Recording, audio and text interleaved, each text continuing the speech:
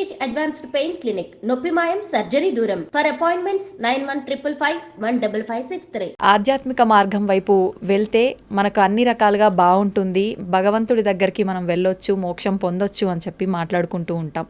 అయితే ప్రభుజీ, చాలామంది ఆధ్యాత్మిక మార్గం వైపు వెళ్ళినా, ఎన్ని పూజలు చేసినా, ఎన్ని పుణ్యక్షేత్రాలు చేసినా వాళ్ళకున్న ఒత్తిళ్ళు మాత్రం అలానే ఉంటుంటాయి. మరి భగవంతుడి సేవలో ఉన్నప్పుడు, భగవంతుడి మార్గంలో ఉన్నప్పుడు ఒత్తిళ్ళు ఎందుకు ఉంటాయి? విముక్తి పొందాలి కదా ప్రభుజీ వాటి నుంచి. ఒక విషయం చెప్తాను మీకు. భగవంతుడి యొక్క సేవ వేరు, కోరికలతో భగవంతుడికి చేసే పూజలు వేరు. ఓకే. మనకి ఒత్తిడి పోవాలి అని అంటే ఫస్ట్ మన మనసులో ఉండే భారాలు ఏవైతే ఉన్నాయో అవి తగ్గించుకోవాలి. మీకు ఒక చిన్న విషయం చెప్తాను, అప్పుడు మీకు అర్థమవుతుంది. అలెగ్జాండర్ ది గ్రేట్ భారతదేశానికి వచ్చినప్పుడు ఒక సాధువు ఒంటిపైన బట్టలు కూడా లేవట, ఇలా కూర్చొని ధ్యానం చేస్తూ ఆనందంగా నిమగ్నం అయిపోయి ఉన్నారనమాట. అయితే ఈ సాధువు అలెగ్జాండర్ని చూసి నించోని కూడా నించోలేదట. అయితే ఆయనకు చాలా కోపం వచ్చింది. అదేంటి, నేను ఇంత పెద్ద రాజును వస్తే నించోవట్లేదేంటి అని ఆయన ఏం చేశారు, ఒక వ్యక్తిని పంపించారు. ఆయన నించోమని చెప్పు అని అన్నారనమాట. ఆయన వెళ్ళారు. నేను ఎందుకు నించుంటా అని అన్నాడు. ఈయన హాయిగా అలా మళ్ళీ తపస్సు చేసుకుంటున్నాడు అనమాట. అలెగ్జాండర్ స్వయంగా వచ్చారు ఆయన దగ్గరికి. వచ్చి ఆయనతో అన్నారట, అయ్యా, నా దగ్గర ఇంత సామ్రాజ్యం ఉంది, అయినా సరే నాకు భారంగా ఉన్నది. నీ దగ్గర బట్టలు కూడా లేవు, అయినా సరే నువ్వు ఇంత ఆనందంగా ఎలా ఉన్నావు? ఇంత ఆనందం నీ ముఖంలోనే కనిపిస్తూ ఉంది. ఎందుకింత వర్చస్సు, ఎందుకింత తేజస్సు, ఎందుకింత ఆనందం నీ దగ్గర ఉంది అని అడిగారట. అయితే ఈయన అన్నారట, ఒక చిన్న రాయి, ఇంతే రాయి కింద నుంచి తీసుకొని అలెగ్జాండర్ని అన్నారట, ఇది నువ్వు పట్టుకోవచ్చా? అయితే అలెగ్జాండర్ అన్నారట, ఇంత చిన్న రాయి పట్టుకోవటంలో నాకేముంది, పట్టుకుంటాను, ఇవ్వండి అని చేతిలో పెట్టాడు. అలానే పట్టుకొని ఉంచు అని అన్నారట. ఇలా పట్టుకున్నారు. గంట సేపు అయింది, 2 గంటలైంది, 3 గంటలైంది. అలా టైం పెరుగుతూ ఉండేసరికి ఆయన చేతి మొత్తం కూడా ఎంత హెవీగా అనిపించిందంటే అంత హెవీగా లాస్ట్ కింద పడేశారు. అమ్మో, నేను ఇంకా పట్టుకోలేను. అదేంటి, ఇంత చిన్న రాయి నేను పట్టుకుంటాను, అచ్చేస్తా ఇంచేస్తాను అన్నావు కదా, ఇప్పుడేమైంది అని అంటే, అమ్మో చాలా కష్టం, చాలా కష్టం. సరే, ఒక చిన్న రాయే కొద్దిసేపటి తర్వాత ఎంత భారంగా మారిపోయింది మనకి. కానీ మనము భగవంతుడి దగ్గరికి ఎందుకు వెళ్తున్నాము? అయ్యా, నాకు కొత్త కారు కొని ఇచ్చేసేయి, నాకు కొత్త ఇల్లు కొని ఇచ్చేసేయి, నాకు తొందరగా పెళ్ళి అయిపోవాలి, నాకు పిల్లలు కలగాలి, నాకు ఇంత ఆస్తి రావాలి, నాకు అది కావాలి, ఇది కావాలి అని ఇంకా భారాలు అడగడానికి మనం భగవంతుడి దగ్గరికి వెళ్ళామనుకోండి, ఎప్పుడు మనం ప్రశాంతంగా ఉండలేం. కానీ అదే స్వామి నిస్వార్థమైన ప్రేమతో, భక్తితో, భక్తి వేరు, కోరికలు కోరటం వేరండి. ఎప్పటి వరకైతే మనం భగవంతుడి నుంచి కోరికలు కోరుతామో అది భక్తి కాదు. అంటే మనసులో ఎటువంటివి లేకుండా నిస్వార్థమైన భావనతో, భగవంతుడి పట్ల ప్రేమతో కానీ మనం వెళ్తే అటువంటి వాడు ఎన్నటికీ కూడా ప్రశాంతత లేకుండా ఉండలేడు. ఆయనకి తప్పక ప్రశాంతత ఉంటుంది. ఎవరైతే నిస్వార్థమైన ప్రేమనే మనకి ప్రశాంతత, మీరు అంటున్నారు కదా, ఆ సాటిస్ఫాక్షన్ అనేది ఇస్తుంది. ఒక ఆయన అంటే చాలా తీర్థయాత్రలు చేస్తూ ఉండేవారట. చాలా తీర్థయాత్రలు చేస్తుంటే ఎందుకోసం చేసేవాళ్ళు, మాకు ఇది అయిపోవాలి, మాకు అది అయిపోవాలి, మాకు ఇది జరిగిపోవాలి, మాకు అది జరిగిపోవాలి అని తీర్థయాత్రలని చేస్తూ, అక్కడికి వెళ్తే పుణ్యం వస్తుందట, ఇక్కడికి వెళ్తే పాపం పోతుందట, దీంతో చేస్తుండే. అయితే వాళ్ళ గురువుగారు చాలాసార్లు చెప్పారు, నాన్న ఈ భావనతో వెళ్ళకు, అక్కడుండే భగవంతుడి యొక్క దర్శనం చేసుకోవడానికి వెళ్ళు, అక్కడ సాధువుల దగ్గర నుంచి మాటలు వినడానికి వెళ్ళు, ఆ క్షేత్రానికి సేవ చేయడానికి వెళ్ళు అని అంటే ఈయనకు అర్థం కాదు. నేను వెళ్ళాలి, మునగాలి, అన్ని దర్శనాలు చేసుకోవాలి, ఎందుకంటే పుణ్యం వచ్చేస్తుంది, పుణ్యం వచ్చేస్తుంది, పుణ్యం వచ్చేస్తుంది. అయితే ఈ గురువు గారు ఒకసారి ఏం చేశారంటే, ఒక కాకరకాయ ఇచ్చారట. కాకరకాయ ఇచ్చి, నాన్న నువ్వు వెళ్ళే పుణ్యక్షేత్రాలు అన్నింటిలో కూడా ఎక్కడెక్కడైతే నువ్వు స్నానం చేస్తావో అక్కడ అల్లా కూడా ఈ కాకరకాయకి స్నానం చేయించు అని అన్నారట. సరే అని మొత్తం ప్రతి క్షేత్రాన్ని గంగా, యమున, గోదావరి, కావేరి అన్నిట్లో స్నానం చేసి తీసుకొచ్చారట. వచ్చి మళ్ళీ ఆశ్రమానికి తిరిగి వచ్చేసరికి ఆ గురువు గారు అన్నారట, నాన్న ఈ కాకరకాయని కొద్దిగా ముక్కలు ముక్కలు చేసి కొద్దిగా వండు అని అనేసరికి, వండి చూసేసరికి ఆ కాకరకాయ చేదుగానే ఉంది. కాబట్టి దాని యొక్క గుణం పోయిందా? గంగలో స్నానం చేసాం, యమునలో స్నానం చేసాం, పోలేదు కదా. ఎప్పటి వరకైతే మనం నిజమైన ఆధ్యాత్మిక మార్గము అని అంటే ఏమిటి? శ్రవణం, కీర్తనం, విష్ణు స్మరణం, పాద సేవనం, అర్చనం, వందనం, దాస్యం, సాఖ్యమాత్మ నివేదనం. ఈ 9 భక్తి మార్గాలలో మనం ఉండమో అప్పటి వరకు మన హృదయ శుద్ధీకరణ అనేది జరగదు. ఓకే. ఎంతవరకైతే మన హృదయ శుద్ధీకరణాన్ని జరగదో అప్పటి వరకు మనకు ప్రశాంతత ఉంటుంది అనమాట. అలాంటి తీర్థయాత్రకి వెళ్ళటం తప్పని చెప్పట్లేదండి. ఏ భావనతో వెళ్ళాలి? సేవా భావనతో వెళ్ళాలి. ఏ భావనతో వెళ్ళాలి? భగవంతుడి పట్ల ప్రేమతో వెళ్ళాలి. ఏ భావనతో వెళ్ళాలి? అక్కడ నుంచి ఏం నేర్చుకోవచ్చు, ఏం తెలుసుకోవచ్చు అనే భావనలోకి వెళ్ళాలి. కానీ ఏదో పుణ్యం వచ్చేసేయాలి, పాపం పోవాలి, ఏదో సైట్ సీయింగ్గా ఇలా వెళ్తే ఏం ప్రయోజనం లేదు. ఇప్పుడు చూడండి, ఏ క్షేత్రాలకు వెళ్ళినా మనం 4 ధామ్లో చూస్తూ ఉన్నాం. అందరు కూడా కెమెరాలు పట్టుకొని రికార్డింగ్స్ చేయడానికి, వ్లాగింగ్స్ చేయడానికి వెళ్తున్నారట. అవును ప్రభుజీ. కేదార్నాథ్, బద్రీనాథ్ ఇలాంటి క్షేత్రాలన్నిటికీ కూడా బృందావనంలో అందరు రీల్స్ చేయడానికి వెళ్తున్నారు. ఇలా చేస్తే మనకి భక్తి ఎటువంటి ప్రయోజనం రాదండి. ఇంకా మనల్ని కర్మబంధంలో ఇంకా చిక్కుకుంటాం, కానీ మనం చర్మబంధం వీడలేము. కానీ ఎప్పుడైతే మనం సాధువుల దగ్గర నుంచి శ్రద్ధగా వింటామో, ఎప్పుడైతే మంచి విషయాలు స్మరిస్తామో, ఎప్పుడైతే చక్కగా జపం చేస్తామో భగవన్నామాన్ని, ఎప్పుడైతే భాగవత రామాయణాదులు చదువుతామో, అప్పుడు నిజమైన శుద్ధీకరణ అనేది జరుగుతుంది. అప్పుడు నిజమైన ఒత్తిడి, స్ట్రెస్ అని ఏవేవో అంటున్నాం కదా, అవన్నీ పోతాయి. ఆనందంగా మనం భగవంతుడి దగ్గర ఉండొచ్చు. ఓకే. ప్రభుజీ, కొంతమంది అనుకుంటారు నేను భగవంతుడి ధ్యాసలోనే ఉండాలి, ఆయన మొత్తం ఆయనకే అంకితం అయిపోవాలి అంటే కుటుంబ వ్యవహారాల్లో ఉంటుంటారు, కానీ ఎక్కువగా నేను ఆధ్యాత్మికం వైపు నడవాలి అనుకుంటున్నాను అనుకున్నా కూడా మనసు అనేది ఏకాగ్రత ఉండదు. అటువంటి వారు ఏం చేయాలి ప్రభుజీ? ఇలాంటివన్నీ గొడవలైనాక నెక్స్ట్ మూమెంట్ అనిపిస్తుంది నిజంగానే. తర్వాత అయిపోయాక అంతా బాగుంది దేవుడి పక్కన మనము మన సంసారంలో ఉంటాం. అవునవును. దీన్ని శ్మశాన వైరాగ్యము అని అంటారు. కాబట్టి దీంతో పనికి రాదండి. మనము to start with regular spiritual practice ఉండాలి. మనం ఏమనుకుంటామంటే, ఇప్పుడు నేను మొత్తము కూడా ఈ సంసారంలో ఉంటాను, ఒక సమయానికి సంసారానికి పులి స్టాప్ పెట్టేసి మొత్తం ఆధ్యాత్మికం అయిపోతాను. అలా అవ్వదండి ఎప్పుడు కూడా. మనము బ్యాలెన్స్ నేర్చుకోవాలి, మనకి ప్రియారిటీస్ ఉండాలి. కాబట్టి అలా మొత్తం వెళ్ళిపోతాను, మొత్తం మునిగిపోతాను అని చాలామంది మాకు కూడా చెప్తూ ఉంటారు. ప్రభుజీ, ఇంకొక 4 సంవత్సరాలు వెయిట్ చేయండి. 4 సంవత్సరాల తర్వాత నువ్వు ఉంటావా లేదో తెలియదు కదా. అవును. ఎవరు ఉంటారో లేదో తెలియదు కదండి. ఒక నెక్స్ట్ క్షణంలోనే ఏమవుతుందో చెప్పలేం కదండి. నిజమే ప్రభుజీ. దేహినాం క్షణ భంగురహ అని అంటారు. తామరాకు పైన నీటి బొట్టు లాంటిది అనమాట మానవ జన్మ. ఇప్పుడు చూస్తున్నాం మనం, అసలు ఆశ్చర్యపోతుంది. అసలు మీరు ఎప్పుడైనా ఇంటర్నెట్లో చూసారనుకోండి, ఒకళ్ళు ఇలా పెళ్లిళ్ళల్లో డాన్స్ చేస్తూ వెళ్ళిపోతారు. చిన్న చిన్న పిల్లలు. ఇప్పుడు వయసుతో సంబంధం లేదు హార్ట్ అటాక్ రావడం. అలానే ఎవరికైనా వస్తుంది అని కాదండి, మనకి తెలియదు ఎవరికి ఏమవుతుందో అనే విషయం. అవును. కాబట్టి మనం ఏమంటున్నామంటే, ఒకనాడు ఇలా చేస్తాము, ఒకనాడు అలా చేస్తాము అన్నదానికంటే మనకి ఇప్పుడున్న సమయంలో కొద్దిగా సమయం భగవంతుడి కోసం తీయండి, కొద్దిగా సమయం వెచ్చించండి భగవంతుడి కోసము. ఓకే. వెచ్చించి చక్కగా దాన్ని మంచి ఆధ్యాత్మిక మార్గంలో యూజ్ చేయండి. ఎందుకంటే అదే మనకి శాశ్వతమైన ఫలితాన్ని ఇస్తుంది. స్వల్పమప్యస్య ధర్మస్య త్రాయతే మహతో భయాత్ అని కృష్ణుడు భగవద్గీతలో చెప్పారు. నువ్వు ఇంత చేస్తే నీకు ఇంత ఇస్తా. ఇంతగా కృష్ణుడు స్వీకరిస్తాడటండి. ఇంత చేస్తే, మనం ఇంత చేస్తే భగవంతుడు ఇంత అనుకుంటాడట దాన్ని.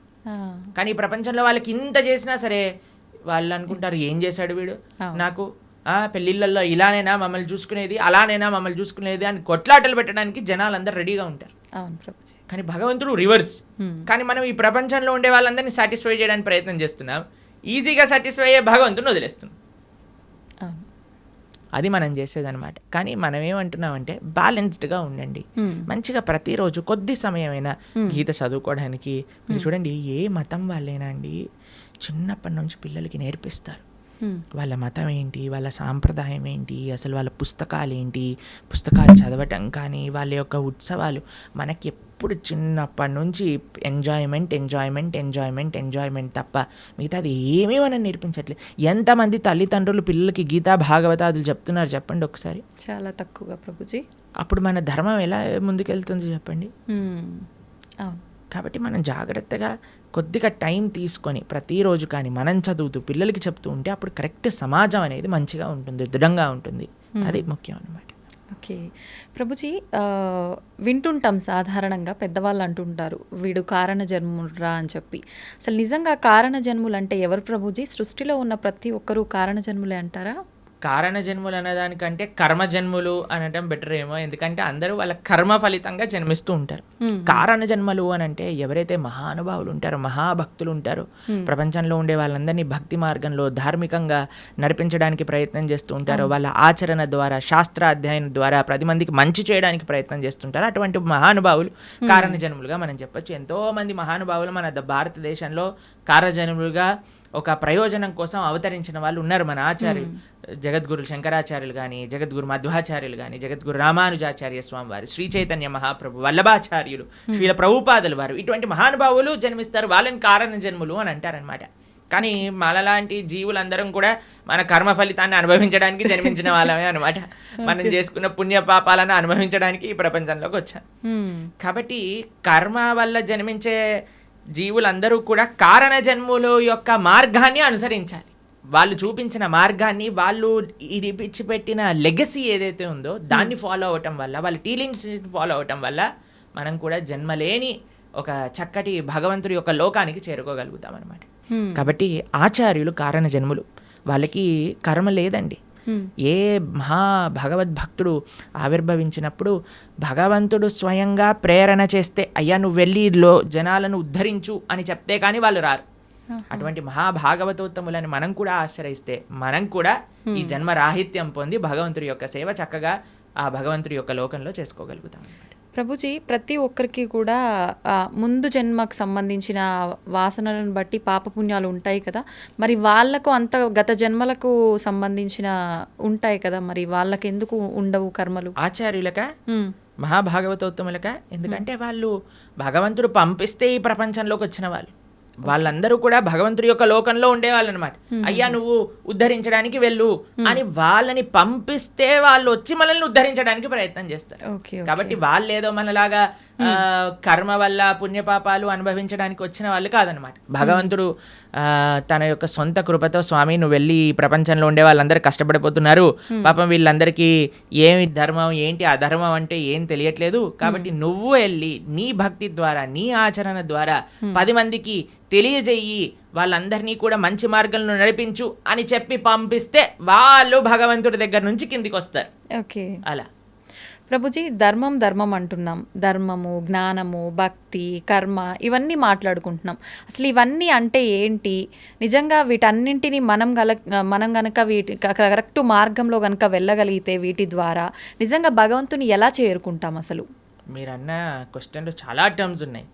ధర్మము, జ్ఞానము, భక్తి, కర్మ ఇవన్నీ ఒక్కొక్క విశ్లేషణ చేయవలసిన, ఒక్కొక్క పాడ్కాస్ట్ కి సంబంధించిన టాపిక్స్ అనమాట మీరు అడిగింది. సాధారణంగా ప్రతి ఒక్కరు ఎవ్వరు నోరు తెరిచినా కూడా ఇవే జనరల్ గా డిస్కస్ చేస్తుంటారు కదా ప్రభుజీ.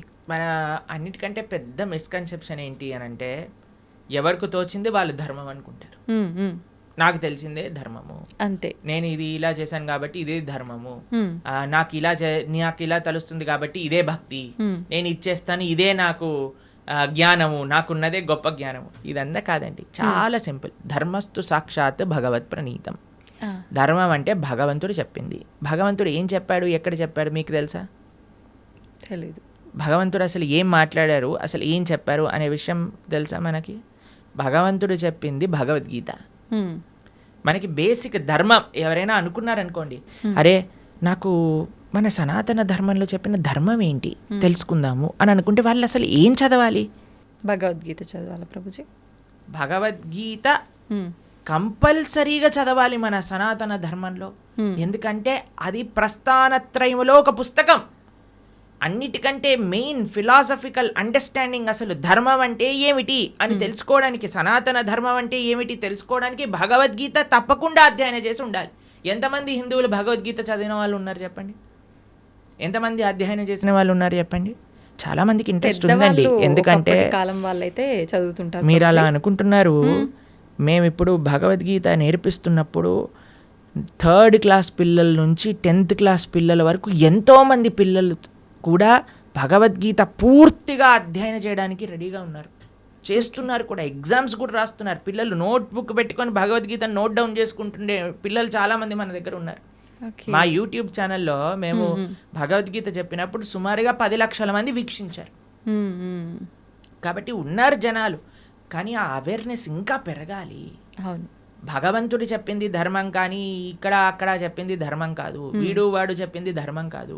భగవంతుడు చెప్పిన ధర్మానే మనం మాట్లాడాలి. ఇప్పుడు మీరు అడగచ్చు, ప్రభుజీ మరి మీరు చెప్పింది ఎందుకు మేము వినాలి? ఎందుకంటే భగవద్గీతలో చెప్పినది మాత్రమే, భాగవతాది శాస్త్రములలో చెప్పినది మాత్రమే మేము ప్రస్తావన చేస్తాం. మా సొంతంగా ఒక్కటి కూడా అటు ఇటు కల్పించి చెప్పామనుకోండి, అది ధర్మం అవ్వదన్నమాట. ధర్మం అంటే భగవంతుడు చెప్పింది ధర్మము, అది చెప్పేవాళ్ళు ధార్మికులు, దాన్ని ఆచరించే వాళ్ళు ధార్మికులు. ఇది ముఖ్యమైన విషయం అన్నమాట. కాబట్టి ధర్మం అంటే ఏంటి? భగవంతుడు చెప్పింది ధర్మం. భగవంతుడు ఏమి చెప్తే అది ధర్మము. ఓకే. తర్వాత రెండవ విషయం మీరు అడిగారు, ఏంటి? జ్ఞానం. జ్ఞానం అంటే ఏంటి? భగవంతుడు గురించి తెలుసుకోవటమే జ్ఞానం. ఎవరైతే భగవంతుడి గురించి తెలుసుకుంటారో, భగవంతుడు చెప్పింది భగవద్గీత అనుకున్నాం, మరి భగవంతుడి గురించి తెలుసుకోవాలంటే ఏ పుస్తకం చదవాలి? భాగవతం చదవాలి. భాగవతం భగవంతుడి గురించి చెప్పేది, భగవద్గీత భగవంతుడు చెప్పినది. ఈ రెండూ కానీ మనం చదువుకున్నాం అనుకోండి, మనకి భగవంతుడు అంటే ఏమిటి, అసలు భగవంతుడు మనల్ని ఎందుకు సృష్టించారు, అసలు మన కర్తవ్యములేంటి, భగవంతుడిని ఎలా పొందాలి, భగవంతుడికి మనకి ఉండే సంబంధం ఏంటి, అన్ని విషయాలు అర్థమైపోతాయి అన్నమాట. కాబట్టి జ్ఞానము ధర్మము ఈ రెండు మనం విన్నాం. తర్వాత మూడవది మీరు అడిగినారు భక్తి. భగవంతుడిని చేరే మార్గమే భక్తి. భగవంతుడిని చేరుకోవడానికి ఎన్నో మార్గాలు ఉన్నాయి. అన్నిటికంటే సులభమైనది, అన్నిటికంటే శ్రేష్టమైనది, అన్నిటికంటే ఆనందకరమైనది, అన్నిటికంటే సులభమైనది, అన్నిటికంటే మహోన్నతమైనది ఏదన్నా ఉంటే అది భక్తి మార్గము. తర్వాత లాస్ట్ మీరు అడిగింది కర్మ. మనం చేసే దాన్ని అన్నిటికీ కూడా మనకి రివర్స్లో మరి చేసిన దాన్ని వస్తుంది. ఇది బేసిక్ డెఫినేషన్. కర్మ ఈజ్ వెరీ కాంప్లికేటెడ్, కానీ మనం చేసిన దాని నుంచి మనం తప్పించుకోలేము. ఇది గుర్తుపెట్టుకోవాలి. మనం చేసిన పుణ్యము మనకు వస్తుంది, మనం చేసే పాపము మనకు వస్తుంది, మనం చేసిన భక్తి యొక్క సుకృతి కూడా మనతో పాటు ఉంటుంది. ఇది అర్థం చేసుకోవటం కర్మ. ఇది చాలా డీప్ విషయాలు. మళ్ళీ ఎప్పుడైనా మనకి సమయం ఉన్నప్పుడు కర్మ గురించి, జ్ఞానం గురించి, భక్తి గురించి, అలానే ధర్మం గురించి ఇంకా మనం డీప్గా డిస్కస్ చేసుకోవచ్చు అనమాట.